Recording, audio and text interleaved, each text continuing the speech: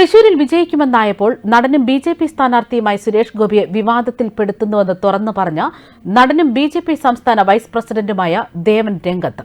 സുരേഷ് ഗോപിക്ക് പൂർണ്ണ പിന്തുണയാണ് അദ്ദേഹം നൽകുന്നത്. മനസ്സ് നിറയെ നന്മ മാത്രമുള്ള മനുഷ്യനാണ് സുരേഷ് ഗോപിയെന്നും അദ്ദേഹം തുറന്നു പറയുകയാണ്. അതുകൊണ്ട് തന്നെയാണ് എപ്പോഴും സുരേഷ് ഗോപിയുടെ പ്രതികരണങ്ങൾ ഏറെ വൈകാരികമായി പോകുന്നത്. ഇതുകൂടാതെ പത്മജയുടെ സാന്നിധ്യം സുരേഷ് ഗോപിയുടെ വോട്ട് ഉയർത്തുമെന്നും ദേവൻ ഇപ്പോൾ വ്യക്തമാക്കുകയാണ്. അതേസമയം പ്രിയങ്ക ഗാന്ധിയുടെ വാഹനത്തിൽ കയറ്റാൻ തൃശൂർ DCC പ്രസിഡന്റായിരുന്ന MP വിൻസെന്റ് 22.5 ലക്ഷം രൂപ വാങ്ങി. എന്നാൽ പ്രിയങ്ക ഗാന്ധി വന്നപ്പോൾ വാഹനത്തിൽ പോലും കയറ്റിയില്ല എന്നാണ് ആരോപിക്കുന്നത്. കെ കരുണാകരന്റെ മകളോടുള്ള പകയാണ് ചന്ദനക്കുറി തൊടുന്നതിന് കോൺഗ്രസുകാർ എതിർപ്പ് പറഞ്ഞതും കെ സുധാകരൻ മാത്രമാണ് ആത്മാർത്ഥമായി പെരുമാറിയതെന്നുമാണ് വിവരങ്ങൾ.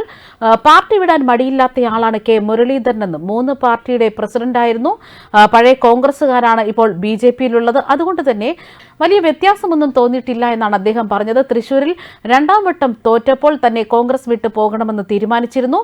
തോൽപ്പിച്ചതിന് പിന്നിൽ 2 നേതാക്കളാണ്. തൃശൂരിൽ സുരേഷ് ഗോപി ജയിക്കുമെന്നും വടകരയിൽ മുരളീധരൻ സുഖമായി ജയിക്കുമെന്നും എന്തിനാണ് തൃശൂരിൽ കൊണ്ട് നിർത്തിയതെന്ന് മനസ്സിലാകുന്നില്ല എന്നുമാണ് അദ്ദേഹം പറയുന്നത്. തൃശൂരിൽ കാലുവാരൻ ഒരുപാട് പേരുണ്ടെന്നായിരുന്നു പത്മജ പറഞ്ഞത്.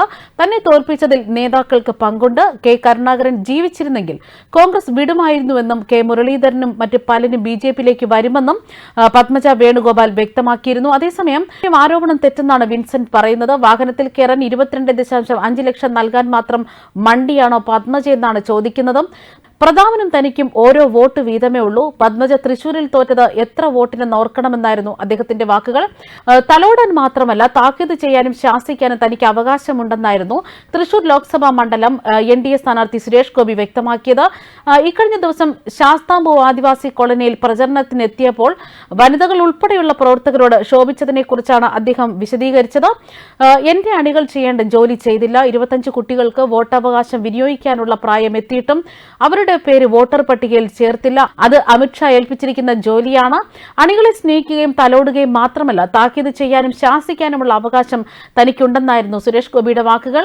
കോളനിയിൽ സന്ദർശനത്തിന് എത്തിയപ്പോൾ ആള് കുറഞ്ഞതും വോട്ടർ പട്ടികയിൽ പ്രവർത്തകരുടെ പേര് ചേർക്കാത്തതുമാണ് സുരേഷ് ഗോപിയെ പ്രകോപിപ്പിച്ചത്. നിങ്ങൾ എനിക്ക് വോട്ട് മേടിച്ച് തരാനാണെങ്കിൽ വോട്ട് ചെയ്യുന്ന പൗരന്മാർ ഇവിടെയുണ്ടാകണം. ബൂത്ത് ഏജന്റുമാർക്കും പ്രവർത്തകർക്കും എന്താണ് പണി? നിങ്ങൾ സഹായിച്ചില്ലെങ്കിൽ നാളെ തന്നെ ഞാൻ തിരുവനന്തപുരത്തേക്ക് പോകും. അവിടെ രാജീവ് ചന്ദ്രശേഖരന് വേണ്ടി പ്രവർത്തിച്ചുകൊള്ളാം എന്നായിരുന്നു അദ്ദേഹം ക്ഷുഭിതനായി പറഞ്ഞത്. എന്നാൽ ഈ പ്രതികരണമൊക്കെ തിരിഞ്ഞു കൊത്തുന്ന തരത്തിലാണ് എതിരാളികൾ മുതലെടുക്കാൻ ശ്രമം നടത്തിയത്. ഈ സംഭവത്തിലാണ് ഇപ്പോൾ അദ്ദേഹം തന്നെ വിശദീകരണവുമായി രംഗത്തെത്തിയത്. ന്യൂസ് ഡെസ്ക് കർമ്മ ന്യൂസ്.